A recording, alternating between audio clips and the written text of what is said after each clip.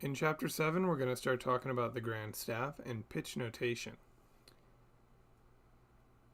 If you don't understand how to identify notes on the staff yet, you should go back and review Chapter 6. You should also understand the concept of the octave and enharmonics before you even begin listening to this presentation.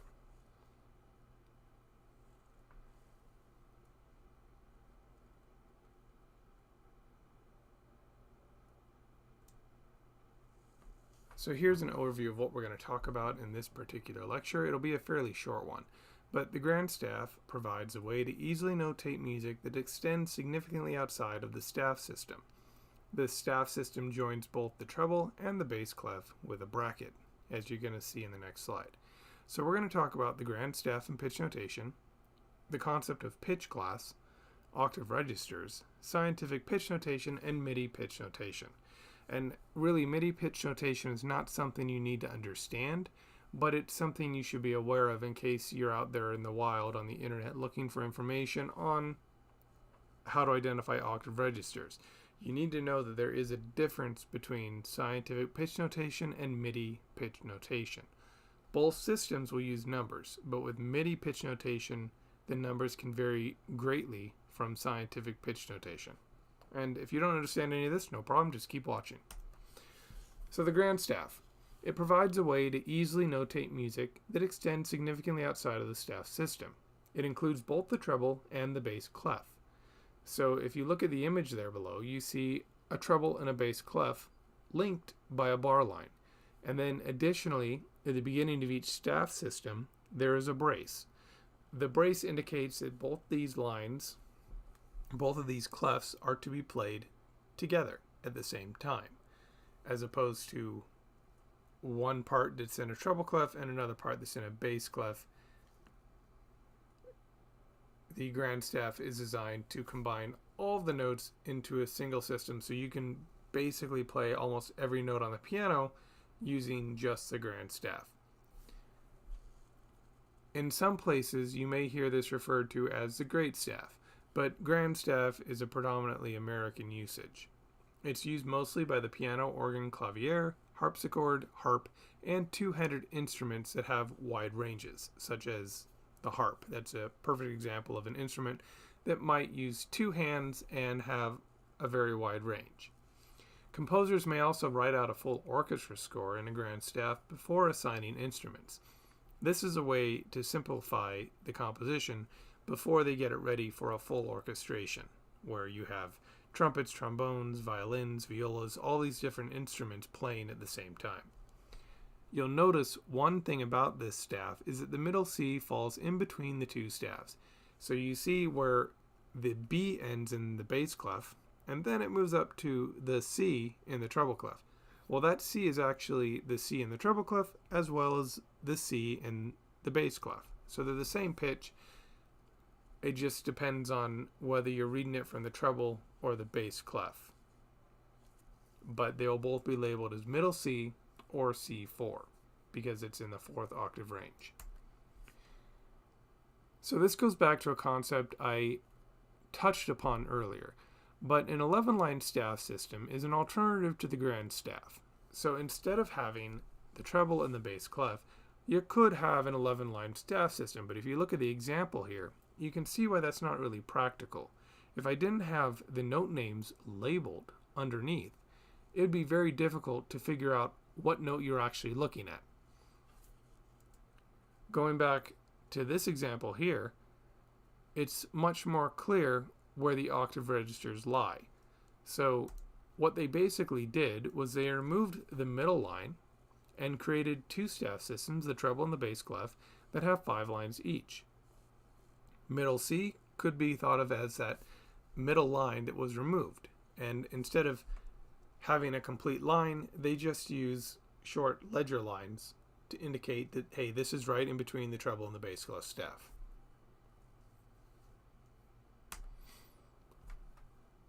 Pitch class is an important concept. It refers to all the notes in our musical system that share the same letter name.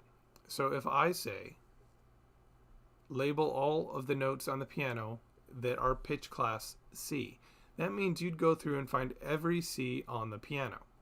If I say label all the Ds on the piano, I'm referring to the pitch class D. It doesn't tell you what octave the D falls in. It simply tells you that there is a D on the piano in several different registers, and they all belong to the same pitch class. So this concept only extends to notes that are separated by whole octaves. All of the Cs in our musical system belong to the same pitch class. C and C sharp are not separated by an octave, so they are not part of the same pitch class. So C is one pitch class, C sharp is another pitch class. And then to go even further, D flat and C sharp, while enharmonically related, are also different pitch classes, even though they sound the same. Since there are only 7 letter names in our musical system, the note names are essentially reused for every octave in our musical system. Now you should know historically, there used to be much more than 7 letter names, and we in fact went through several different options before arriving at the 7 letter name system. And in large part, that is due to the church modes and the modern modes and how they were created. We end up using the same pitches used in that system. Different notes are part of the same pitch class if they sound the same.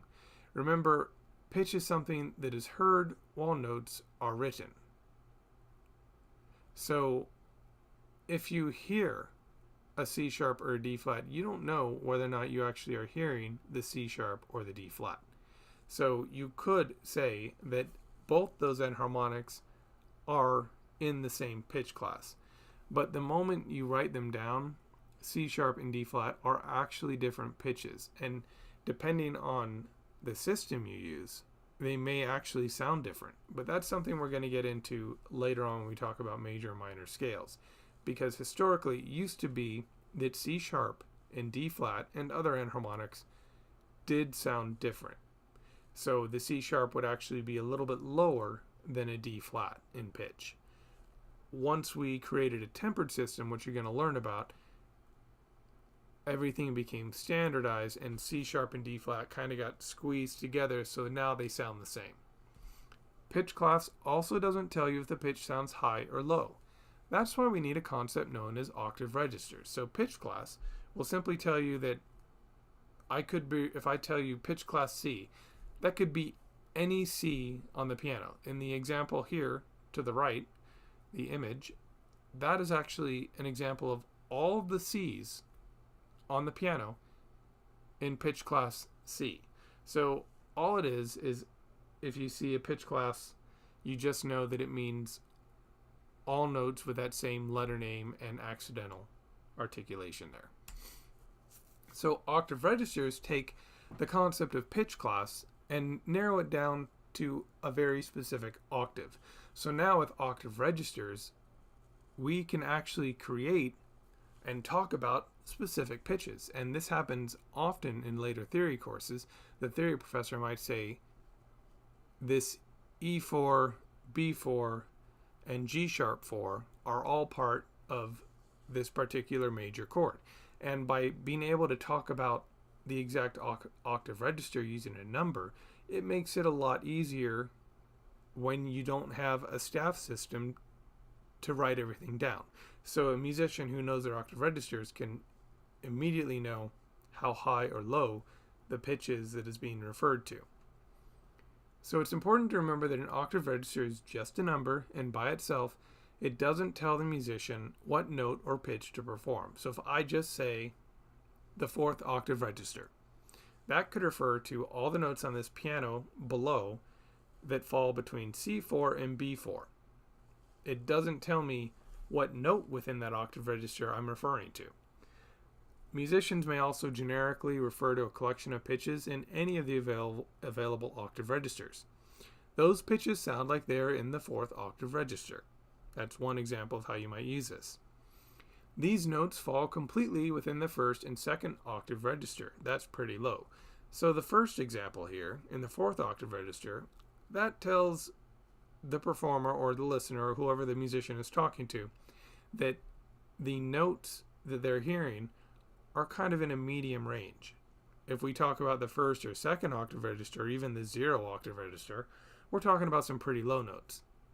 The 6th or 7th octave register are going to be the really high notes. Now, when you combine pitch notation and pitch class, you're now able to identify the exact location of a note or pitch, and that actually has a name. It's called scientific pitch notation. Scientific pitch notation comes from the International Standards Organization, abbreviated ISO, and it's a system that they have decided, and most countries have decided, will use to identify pitches. And this is useful for theory journals and professional musicians and theorists and composers who want to have a standard language to talk about specific pitches. So both the pitch class and the octave register are required for precise note naming. If you look at the example below, what you have here is, look at G2. You've got G2 in the bass clef and G2 in the treble clef directly above it. The treble clef G2 has to use several ledger lines. The bass clef G2 sits right there nicely on the staff. Both of those pitches, those notes, are going to sound exactly the same. But as you can see with the treble clef, in order to achieve the same note, you actually have to use all these ledger lines. So it makes more sense when possible to use the bass clef. And this little chart here of all the notes and octave registers gives you an idea of how the system works. So if I tell somebody to play a C4, they'll look for a C4 on this chart, they'll see it in the third measure, the third note within it, and they can see how a C4 is spelled in both the bass and the treble clef. You go to the next note, the last note in the third measure, you've got two Ds. So you've got D4 in the bass and D4 in the treble. Now, one of the things that you need to know, and we're going to talk about this again later on, but we can't address everything at once because it gets too confusing. There is a concept known as measures. So you see these lines that extend through both the treble and the bass clef? Those are known as bar lines. The distance between two bar lines is called a measure. So if you were to count all the measures in this example below, you'd have 1, 2, 3, 4, 5. So measure 1 starts with G2. Measure 2 starts with D3 because it comes after that bar line. Measure 3 starts with A3. Measure 4 starts with E4. And measure 5 starts with B4. So if I start talking about measures before you've actually learned about this concept, now you have a basic understanding of what a bar line is and what a measure is. So we have 5 possible measures I can refer to. So let's look at the third note in the 5th measure. Go ahead and take a second to find the third note in the 5th measure. That note is a D5. So you can see how it's spelled in both the bass and the treble clef. Another thing to note about octave registers and scientific pitch notation. Each octave register begins with C and not A, and the previous example is a little more clear. Here you can see C1 to B1. All the notes between C1 and B1 belong to the same octave register. And then it starts over again an octave higher on C2 to B2, and then an octave higher, C3 to B3, and then an octave above C3 is C4 to B4. So octave registers in scientific pitch notation start on C and end on B, not A. So even though the musical alphabet starts on A and ends on G, our octave registers do not. They start on C. Remember, they start on C. Middle C is one way to remember that, because we keep talking about middle C and how it seems to be such an important dividing line between the treble and the bass clef. Whatever you need to do to remember that, just remember that octave registers start on C, end on B, and you'll be fine. So the pitches in the image show how ledger lines can be used to write the same note in both the bass and the treble clef. Bass clef notes may be written in the treble clef, but many ledger lines may still be needed. The same is true of treble clef notes that extend outside of the staff system. So again, this is just an example of how the bass clef and the treble clef can kind of work together so that you don't have to write a bunch of notes outside of the staff system, as you see with the first 2 measures of the treble clef and the last 2 measures of the bass clef. Okay, so let's talk about scientific pitch notation and how it uses pitch class in the octave register system to identify the exact location of a note or pitch. Notes in this example are labeled from the highest to the lowest. So the lowest note is C1, but if you go up 1, 2, 3 to the fourth note, where the bar is marked as C4, you'll see how if you go an octave below that, you have C3, an octave below that, C2, and then an octave below that is C1. So above C4, you have C5, C6, and C7. So all the notes between C4 and C5, not including C5, will be labeled with a 4. Everything between C5 up to, but not including C6, will be labeled with a 5.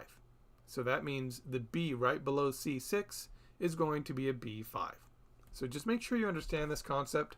It might be easier for you to also look at the textbook, and there's some additional information in the textbook to get a better understanding of this. These lectures are really just designed to give you the minimal information to do well on the exams and learn the information you need to succeed in this course.